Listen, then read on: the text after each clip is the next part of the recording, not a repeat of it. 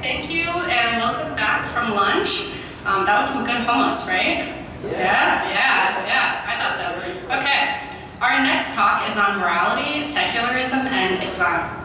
So a pretty good summary, hopefully, of what we've been talking about so far today. Adnan Jaber completed his Doctor of Philosophy in Clinical Psychology at the University of Detroit, Mercy, where he also received his Master of Arts degree in Clinical Psychology in 2010. Adnan completed his undergraduate degree in psychology at Lawrence Technical University in 2007.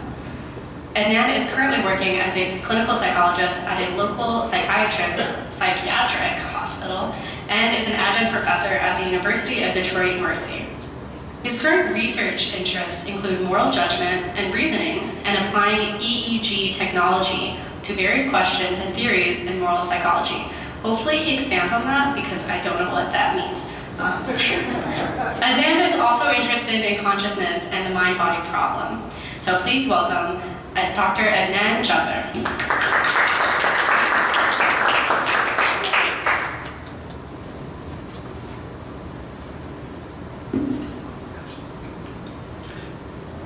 You hear me? I just want to welcome everyone. Closer. Okay. Welcome everybody again, and want to thank the organizers, especially Wissam. I think Wissam is very forceful. Don't get fooled by him. He actually forces you and pushes you till you do something that you didn't expect you're going to do. So I want to thank him for organizing this. I want to thank Center for Secular Humanism for hosting the event. My talk is, unfortunately, I'm not going to talk a lot about EEG.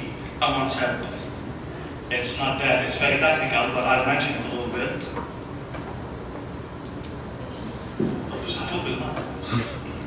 Good? Yeah. All right. So I'm going to talk a little bit about secularism in Islam from the aspect of morality, from the side of moral question. And secularism, is a way of life, is a philosophy of life that basically says that we're going to deal with things outside the domain of religious traditions, and that we are going to include humanism, free thinking, and sometimes versions of consequentialism and other ways of secular ways of thinking. So to begin this talk, I think I have 20 minutes. In his highly acclaimed and very riveting novel, Fyodor Dostoevsky, in his novel called Brothers Karamazov, he's famously said, one of the characters said to the other in the story, and I'm not going to give the whole story, but one good sentence that stood with a lot of people, he said to him, if there is no God, then everything is permitted. I think this small sentence sums the different anxieties and concerns that a lot of religious people from all different religions, and mainly Muslims sometimes, have regarding secularism. It betrays the deep-seated fear we have about the mistrust of these institutions and these human ways of looking at things. It betrays mistrust. It betrays the belief that humans are fallible. There's no way that human reason will lead us to conclude those moral questions. I'm starting it because I'm starting my talk about this with this Dostoevsky's saying, to say that fear and mistrust is misguided, because I will say in a bit why. But I'm going to say that this fear and mistrust is also based on some damage that has been done by some scientific ways of looking at things. And one of the things that I'm going to talk about today is that the idea that evolution is built upon survival of the fittest only, and its nature is red in tooth and claw. The idea that dog eats dog, and the idea that we are very aggressive species has led to some people to question that we are capable actually of moral behavior. If we are deeply, aggressive, deeply, selfish, then how can we actually say that we will be able to become moral? So, before I go into my reasons why I think that,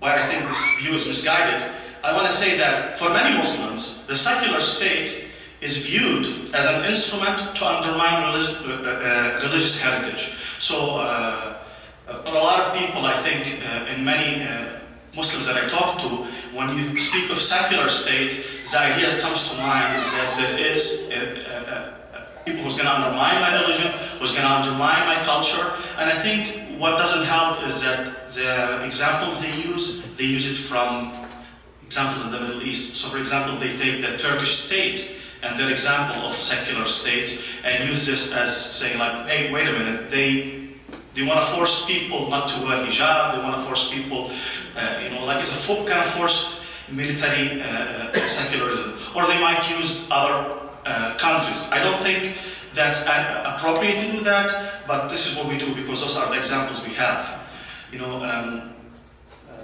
Evidently, Muslims' perception of secularism are not formed through an understanding of the original purpose and historical circumstances of Western secularism.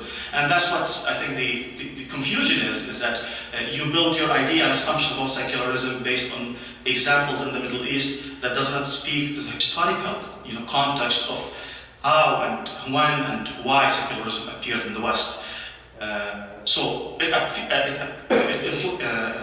influences Muslims' experience and considers secular thinking as intolerant to their beliefs. So I'm going to say that in general, a good talk about morality is very relevant here to define what we're talking about. No concept has generated many, conflicts as much as the concept of morality or ethics. It has generated many paradoxes and conflicts since antiquity. Probably 600 BCE, or Christ, is when the Western philosophers began their attempt to define the essence of our moral obligations, the essence of what is virtue, what is moral, what's ethical. One of the reasons it's very paradoxical, morality, is because it's a subject that is built on recommending concepts of right and wrong. You have to find a way to have a criteria to judge things by.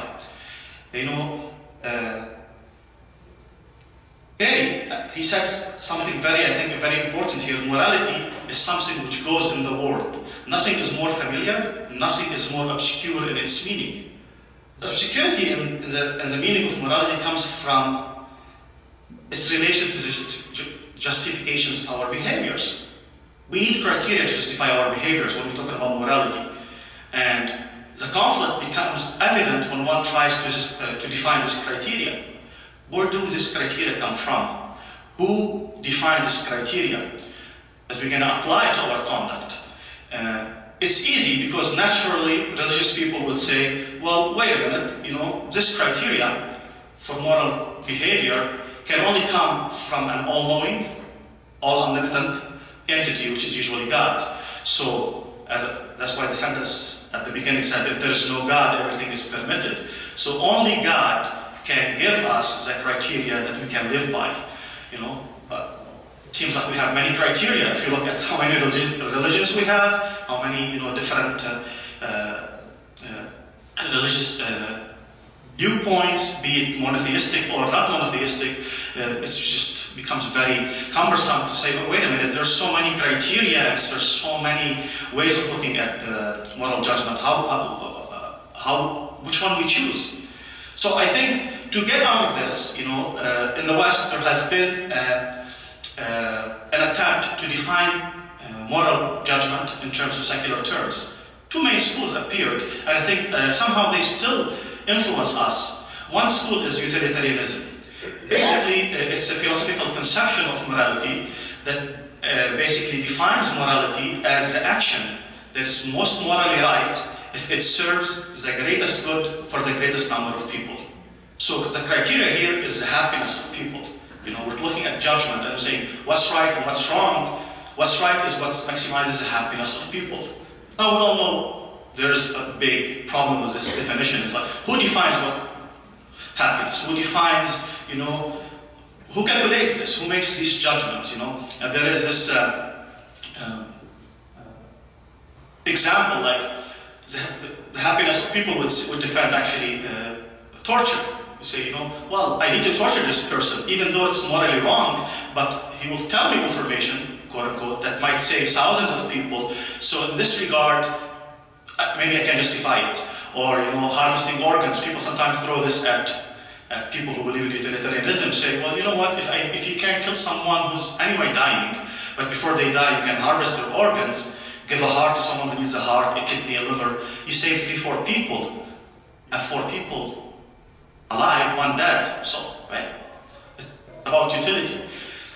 I think that's one of the things that scares a lot of people when they hear about morality, and when they think about morality and secular morality, they think, oh my God, they're gonna harvest my organs, they're gonna, they're gonna justify things that are unjustifiable, Now, another school that actually came and dominated the West, and is still today, it's called deontology. Deontology basically is a rational way of looking at rationality, at moral judgment. We talk about Kant. Kant is the main philosopher who actually said that, our duty is to act in accordance with the dictates of pure reason. Now, and he called it the categorical imperative. This view actually says that humans are rational. Humans can use this and use their own rationality and pure reason, and and that morality is part and parcel of our biology, and that eventually it will lead to equal rights, justice, and first good. That's not right. It's 5 minutes. Sorry. So, what I'm going to say is that, this fear, and because of the time, I think is based on a faulty assumption about evolution. Evolution, has been used to say that, in the last 100 years after Darwin, Darwin came with evolution was descent, and people came to believe that evolution is actually, doesn't have a heart, is a process that is, doesn't care about anything. Exactly, and that's why we cannot base our morality on the process of evolution. So what happened is that there has been a tendency to use, the chimpanzee aspect of us. So chimpanzees have been used to talk about how they resemble us. Chimpanzees, they have wars, they are very aggressive, they kill each other, they're kind of patriarchal, and they kind of much like, when you look at them and you look at their societies, hierarchies, you say, oh wow, we look like us. And the chimpanzee model has been painted to say, see, this is what we are, justify war, justify, whatever happens in the world history. And I think, well, yeah, we are selfish, we can be aggressive, we can be at times vicious toward each other, and we only care about people that, like in concentrating circles, we care about people who are close to us, but then our families, then we go to like a bigger country and things like that. Those are in our genes. But we're also cooperative. We are also the bonobo, the sweet animal that most scientists have forgot sometimes to talk about, that is very cooperative, that is not patriarchal, that have coalitions, they solve things by coalitions. Those positive emotions that have evolved by evolution have not been given due, let's just say, respect, or not respect, due consideration. We only focused on one aspect of evolution, which scares a lot of people, because if you're gonna tell me that I'm gonna build my morality in in evolution and in brain science, and people will say, well, that's not gonna happen because you're telling me that humans are naturally inclined only to fight and to kill. But Darwin, he did a lot of studies of human emotions, and he talked about the pro-social emotions and tendencies we have that goes not only to human beings, like 100,000 years ago, it goes way into the phylogenetic line. Not only in apes and other animals and mammals we see that. My concern is that, there is a big movement now in studies of moral psychology. Even in the West, it has been always said, morality is a subject for the philosopher and the theologian. We're not going to deal with it, And as a psychologist, we only have been dealing with morality in the last 20, 30 years. We've been using, you asked about the EEG, brain translational imaging, fMRI, EEG, to study the relationship that the brain has to morality. And I think we cannot escape from the time, or from the eventual thing that is going to happen, is that science has to be brought to the table. Science has to be brought to the table not as a prescriber of what's true or false, but basically, or right or wrong, but as a way of looking at the world, as a way of, seeing where we were as a species and where we are going. I don't think science will be able to answer this is right or wrong, but will give us the tools to come to an understanding and come to some kind of consensus. Given the time I have, I want to say that right now, it's very important that we have a dialogue. We need to alleviate the fears of some people. As I said, I'll give you an example from my own community. Like some people tell you flatly, if there's no God, then I'm going to steal. Well, that's a very crude view, but there are people who are like that, who need to feel that there is some kind of external power, or else they wouldn't do the right thing. I call these people kind of like childish, like concrete stage, when the only way sometimes you can motivate your children is by rewards and punishment. But there are people who are like that, and who worry that if there is no force that's going to tell them what's right or wrong, who's going to tell them? Now, science says, I will tell you. And again, I'm saying no, science will not tell you what's right or wrong. Science will give you a way of evaluating, and looking at a consensus. We need to embrace, our bonobo and chimpanzee nature. We cannot, just focus on one aspect, because if we say rationality is our salvation, we've all seen how rational human can be, but we have seen how irrational they can be in a flip of a switch. Human beings can be really irrational, and human beings can be motivated by many things that are not, rational. So I think, as Franz de Waal, who is a very, my favorite, animal scientist, he described us as the bipolar ape. We have part of us that is bonobo, cooperative. We have also the aggressive, the chimpanzee. I believe that the fear that society will disintegrate if there is a secular state is overstated. I believe it's not supported by our biological and cultural evolution. Religion is part of our biological and cultural evolution. It evolved to address survival pressures. I think religion evolved to help us answer these questions, not the other way around. I will end this talk with a Sam Harris quote that I found is really important. Sam Harris says in his The Moral Landscape, said, only a rational understanding of human well-being will allow billions of us to coexist peacefully, converging on the same societal, political, economic, and environmental goals. Thank you.